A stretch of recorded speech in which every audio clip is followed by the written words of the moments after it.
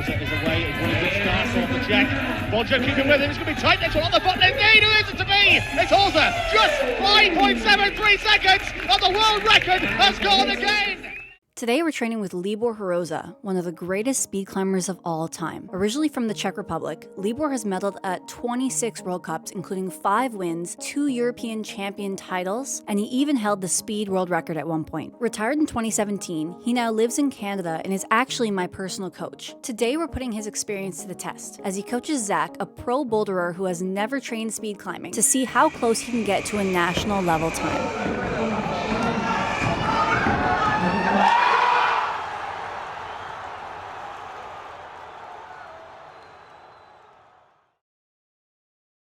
So yeah, the idea for today is we got a world champion speed climber, and he is going to see how much time he can shave off of whatever the first run I put on today is, and we'll see if I'm anywhere close to like a national team qualifying run. For some context, I have been on the speed wall maybe 6 times total. I've done a couple runs. My proudest accomplishment is that I flashed the Tomoe skip. I thought that was quite fun. So I have more experience with the first half, and then Libor, you're gonna see me fall off completely in like the second half. Don't know any beta. Okay, so I guess we'll get started with obviously me just doing a run. Let me do a quick reminder of my beta, like I've probably forgotten it at this point. Okay, yeah, so Zach, I can help you with that. The beta? Like I will help you to like clean up your beta.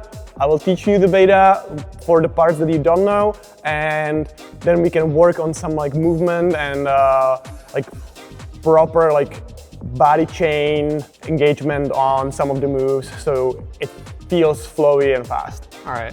So for our first run, or maybe like first 2 runs, let's just kind of like see where you are at. Okay. So it doesn't matter what it looks like. Just like show me your best. Show me your best. If you know the first section, great. You don't know the rest, just try, do your best, and then it's gonna be just easier for us to make it better, or it's gonna be complete garbage and we will just redo it from scratch. nice. All right.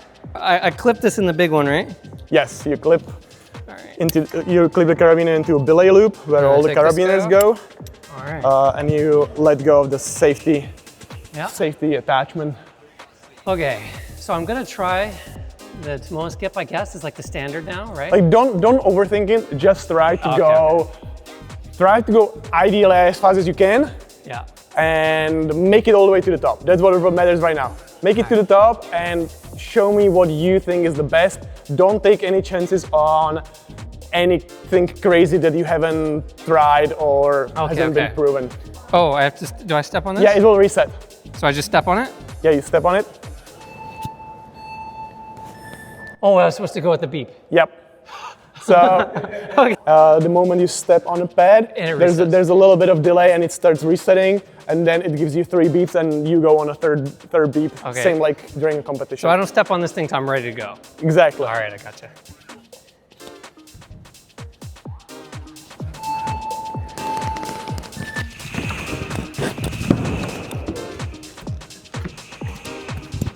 Come on, Zach, come on. Come on,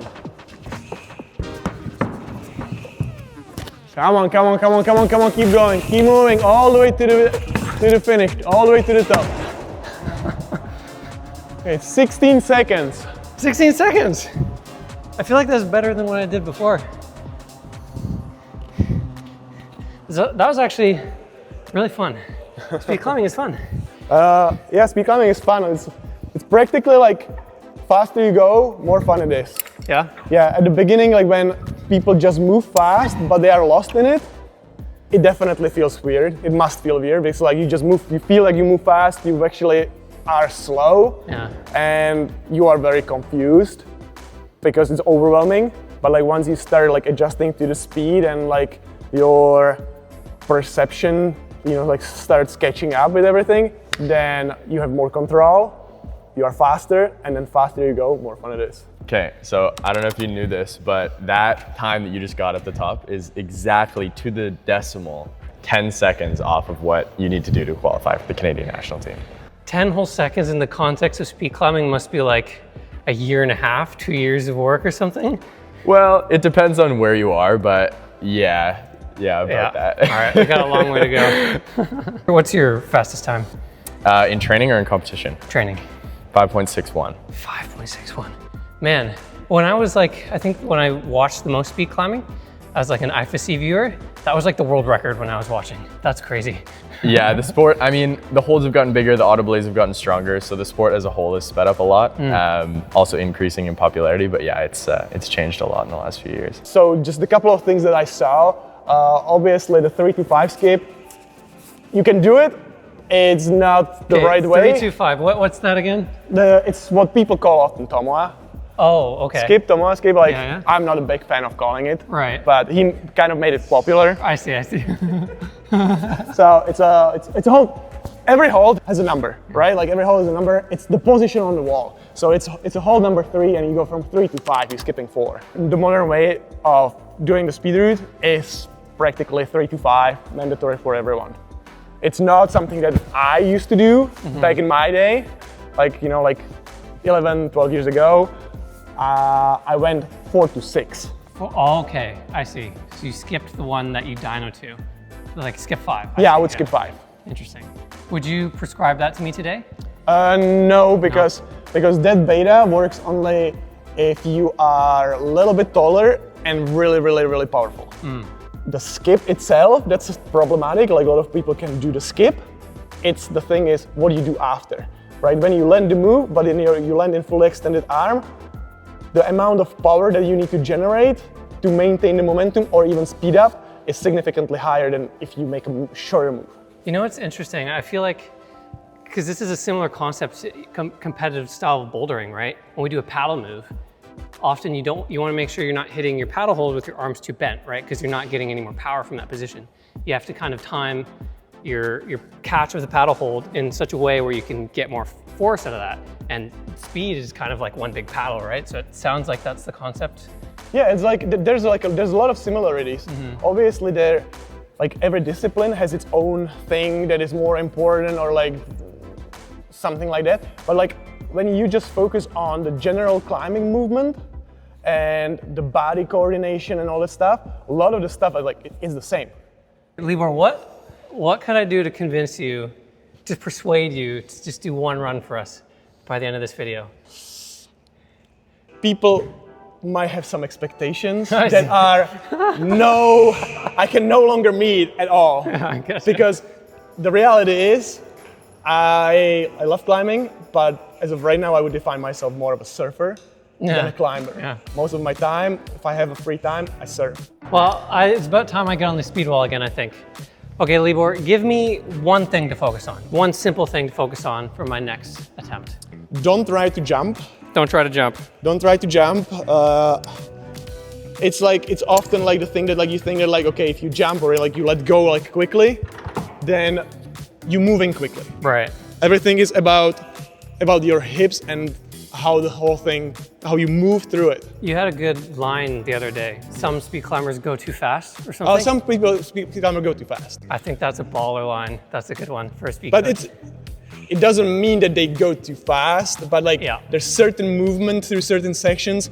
It's too fast for their timing and for upper body being synchronized with lower body. Right. And then you start getting into this situation when your climbing looks jumpy. Right. You kind of like jump like a mountain goat, and it just doesn't. It's still climbing. Speed climbing is still climbing. Okay. So like it's not jumping. I hear you. Focus on more like placing if you moving off a hold right now, place your foot right before you let go and then let go. Okay. And make it like smooth. So you're holding something, you keep moving, you place your foot. Once your foot is there, you let go. It's very beginner's way of speed climbing. Right. Wait all the way. When the foot gets there, release, keep moving and keep moving. Okay. Try to keep this smoothness. I like that. Okay.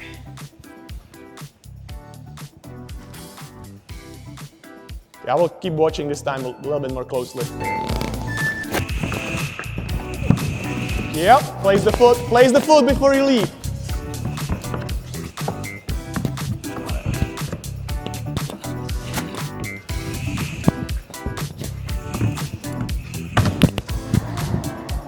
Okay, you shaved off a second. You are a very strong boulder, so going through 3-5 usually for a strong boulder is not as difficult as it could really be. So it was nice and smooth, but further you went, you started being more disconnected.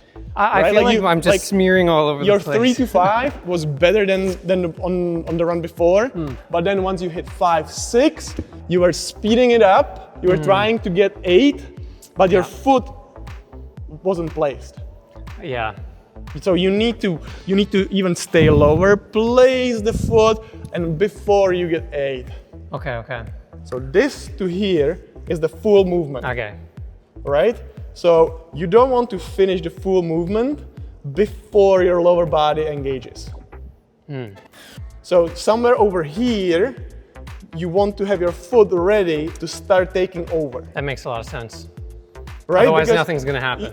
If you can do one arm pull up without the foot, great, but like you are not using your full potential. Or even worse, it's like you do this, you finish the move, and your foot's not ready, then what? Then what? Yep. Then you're waiting for the foot to get ready, and then you can keep going. Okay. Man, a lot goes into this. This is cool. I feel like it's also just transferable to any kind of climbing. No, I bet you, like if you think about it a little bit more, you will start seeing the similarities or exactly the same thing across bouldering or elite climbing. You can be like, how could a speed coach bouldering? Yeah. And it's like, because it's not about necessarily the thing, it's about the body and the physiological response to training, that's one, and 2, it's movement. Yep, makes a lot of sense. Let's watch one of the pros go for the next run, because I think another thing that will help me is just like, which holds do I grab? I don't think I'm doing the same. Did I do the same thing on both of my tries, do you remember? No.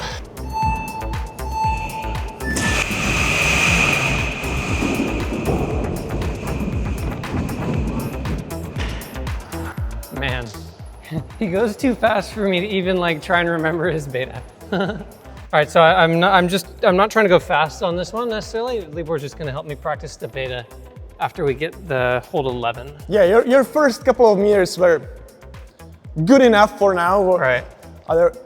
So let's just get a little bit higher and I can take you through the very basics of the second session. All right. Second section. That's very nice. And then here. Okay, you're going up, you place the foot, you can place the foot a little bit higher on the spike. No, like where you're there. Really? And then you go off your foot now. Nice. Okay, 11, 12, perfect. Stand up on 10. No, right foot. You kind of like you jump, you pull, stand up, get 13. Okay, left foot crosses to the right. Stand up, get 14. And now high step right foot. To here? No, to the ball, through the inside. Oh, wow. And now you pull and you lead with your right hand, you go for the small one, but you will land small one and 16. Yes, left foot up. Here? Jump. Both hands dyno. Left foot on the small one. Or that works for now.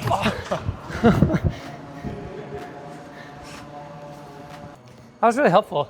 That's crazy. You really need to like get that leg in there, eh? Yeah. So what you can do also is like you can shift your hips a little bit to the left. That will make room for your foot. That's interesting. And like, yeah, there's some finger power that goes into grabbing that small hold and catching it and really ripping off it. But like your style was very smooth. Like very smooth. You were not even trying. And the thing is, like, that's kind of, you want to be smooth like that, but you want to try. The problem is that if you start trying too hard, your timing's gonna be off. That's crazy. This is like you're playing mind games with yourself. Yeah. Wow. That's crazy to me that you have to like step on the spike of the speed holds. Like that must be so stressful. Like the window of hitting that foothold and not hitting it, you must be so perfect. Yeah, and standing on a spike can feel almost like you just kind of like smearing. Like it's like just like it's a little bit slabby. Yeah. You know, like it's not a like nice foothold. Like this is safe. You need to place your foot on it properly. You need to put pressure on it, or it will slip. So far today, the thing that's put just how difficult speed climbing is into perspective is like the precision and the parts of the hold that you use you're stepping on spikes, you're grabbing this little crimp. It's not as simple as just like foot, hand, foot, hand, foot, hand. What grade is the Libor, the speed route? I think the speed routes are like 5'10", 5'10 plus. 5'10 plus, yeah. The thing is like, if you don't carry momentum, the moves are significantly harder. Yeah, that makes sense actually. Yeah, because they're so big. But it's then again, if you know how to carry momentum, if you know how to engage all part of your body in the right order, and then it's like it becomes easier. That's interesting. Because you need less power. Because you're connecting everything one by one. You know, like it's similar thing like with a lot of other sports. Like boxing is like great. Like boxing, like to hit hard. It doesn't mean that you are a big guy with big arm and you just like you punch straight. The hit comes from all the way from your ankle, over your knee, over your hip, over your torso, shoulder, and that's how you deliver the impact. So this is like, if you're someone watching and you're a competitive boulderer, you should do like a speed climbing clinic. It's gonna help you. What, you'd recommend this? I would actually, like it's like a couple times I've done it. Like I even like suggested Mehdi like that we should have a kind of like speed climbing session so you understand some things. All right, I'm getting psyched up for my next run.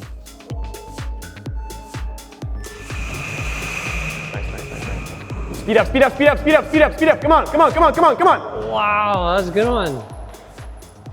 Too careful at the beginning. Man, the precision is crazy. It comes and goes for you. You have 3 things total to focus on, right? Through the first section, slow it down, place your foot on a spike, keep it smooth, and then 13 for 13, hip rotation, step to the right, 14, start going up, high step, go for a small one and 16. All right, I'm definitely gonna forget one of those things at least, but I'll do my best.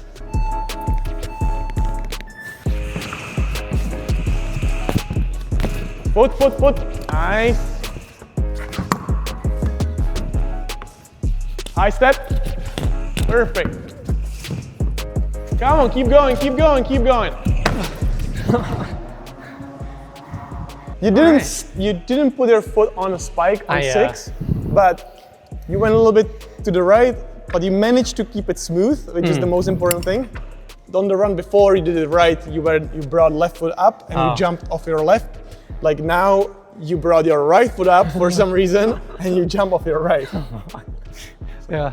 Okay. Well, I did feel at least the smoothness was better. So now I just got to remember my rights and lefts. All right. Well, we've got 3 of Canada's experts on speed climbing here.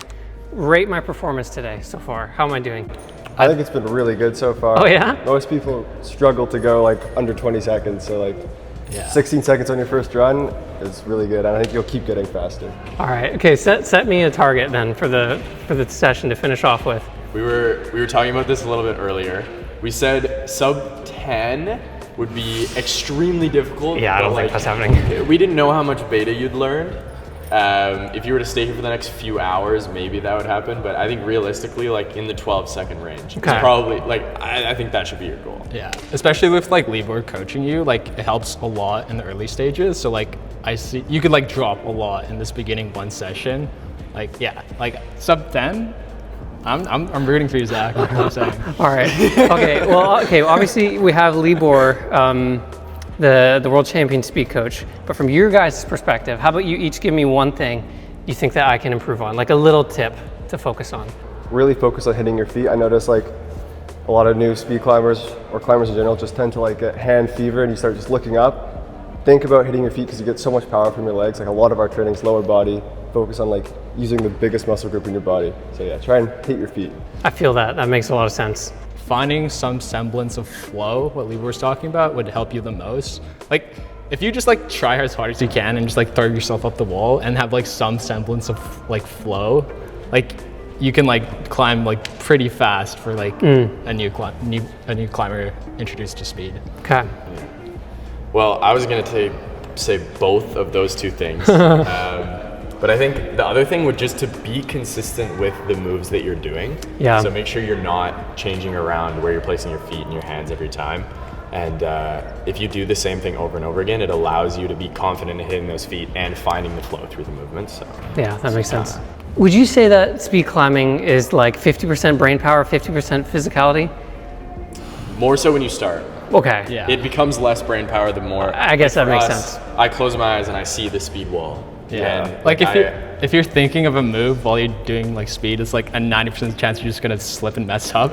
Like, and especially in competition, you're not thinking of anything. You're just like going like that. I guess that makes a lot of sense, because trying to think of all this stuff is difficult, but yeah, it just becomes muscle memory, I guess, when you're at this level. All right, let's get on another run. I'm really motivated now to just cut the number as low as I can go. I think what I'm gonna do for my next run is I'll take some of the advice there, and I'm gonna do like a training run.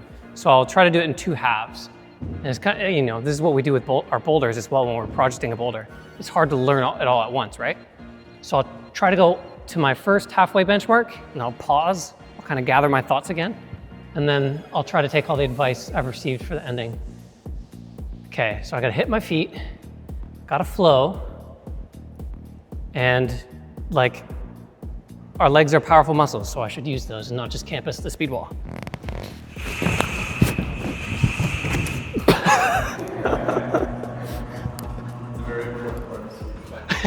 Yeah, okay.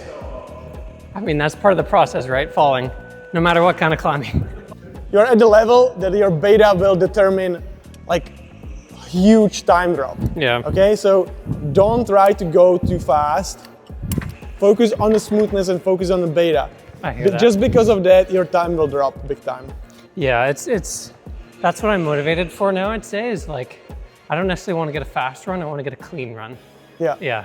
So once you get to 10, so you go 10, 11, 12, and then you bring right foot up. It's a little bit tricky because when you land in 10, then it's right foot, but then you stand up, you get 11, 12.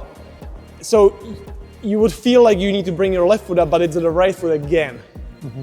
Man, okay. I got it in my head. I gotta go now. It's in my head. Okay, I will try to yell at you once you're up there, but I have a feeling that you will be in your head. Yeah, maybe. All right. But let's see.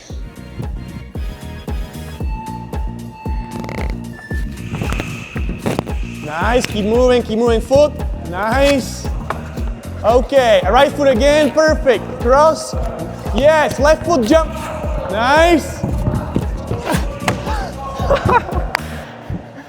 Okay, the beta is clicking. You almost had everything right. Let's go. It was smooth, it was good, flowy. I could tell that you were a little bit unsure if you are sticking to the right beta at the top, but it was still good. Yeah. And then when you were supposed to go for the big jump of 16 dyno to 18, you brought up right foot up. Right foot again. So you went right foot up twice.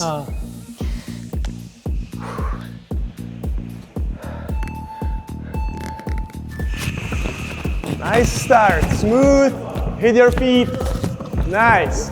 Right foot again. Oh shit. Left. I fucked it up. Okay. I do feel I have one more record to set. Now you probably understand that what I was talking about, that it feels too much, it feels overwhelming, and you need to kind of like relax and start gaining control and let the time slow down a little bit, right?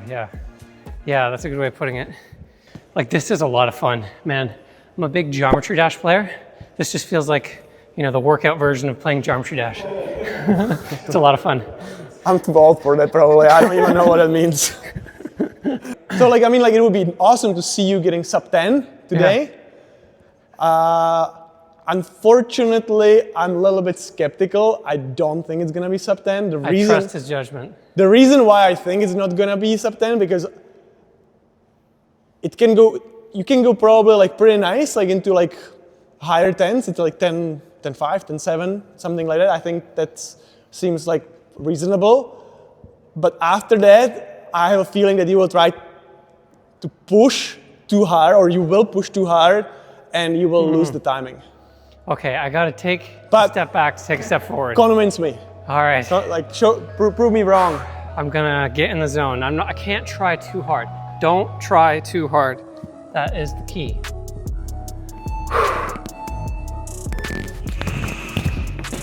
Nice, keep moving. Foot, nice, very nice. Perfect. Cross, high step, left foot jump. Shit! I can't get that foot to land. Remember that you want to stay in control. You want to always know what you are doing, where your hands are and where your feet are. Right. Yeah, you never want to just like, let's see what happens kind of thing. Yeah. Okay.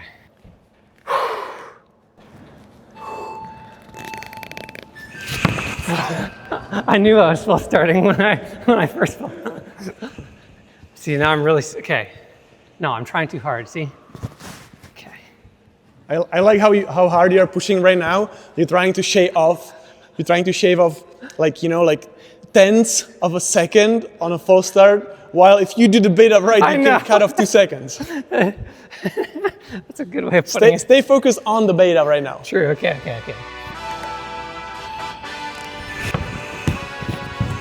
Foot, beautiful, smooth, keep moving.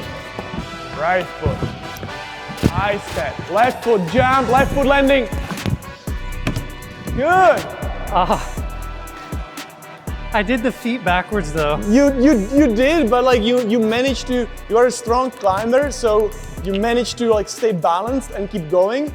It's not ideal, like you're not using your full potential, but you didn't really mess up as much as someone who's not as strong as you would mess up. Yeah, that was cool. That was the first time it clicked for me to like keep one foot on and exchange the feet. Really, really fun. I think that's the best run I got in me today. That's this gets really fatiguing because you're just trying so hard. No. How many runs would you typically do in a speed session? It depends where you are, like in your training, like if you're closer to the competition or like if it's like your building cycle or something like that. But yeah, you can go from like anywhere from like 30 runs to 2 runs per session. Yeah, I guess that makes sense. I always make this comparison with like when you are trying to start the car in the winter, you can kind of like get the high spike to start the car only like 3 times, 4 times. After that, the battery is depleted. Right. But is the battery really depleted? No, you can keep playing radio for another 3 hours. But you will never start the engine. It's just like the spark's gone. So I feel. So here, speed climbing is about the spark. It's like you need a spark. So you kind of like, sometimes you kind of like leave the session and you don't really feel like, hey, this was really hard, but the spark's gone. Could you keep lead climbing? Could you like do more? Like, could you go for a run and like get really exhausted? Yes. But could you do another run that would be fast? No, that's gone. The spark's gone. Right. All right, so what was my first run? It was like 16 seconds? And then I got... Yes, 16.19. All right, so not quite 5 seconds off, but Libor shaved just about 5 seconds off on my first run. How about that? In what, like an hour and a half? Hour and a half. Yeah. Very nice. I don't know, that was a lot of fun. I feel like next time we're here training with Libor, I gotta do this again. That's actually like legitimately really fun. It's good. There's a lot of pointers that you can take to bouldering. Yep. All right, well, I got another 5 seconds to shave off if I want to be qualifying for the national team, and yeah, that'd take a few more sessions with Libor, I think, to get that done. Probably a lot more sessions. Yep, we did a lot of work today. Amazing, but thanks, Coach. Next 5 seconds. Yeah. A couple more sessions. Couple more sessions. All right, thanks for watching.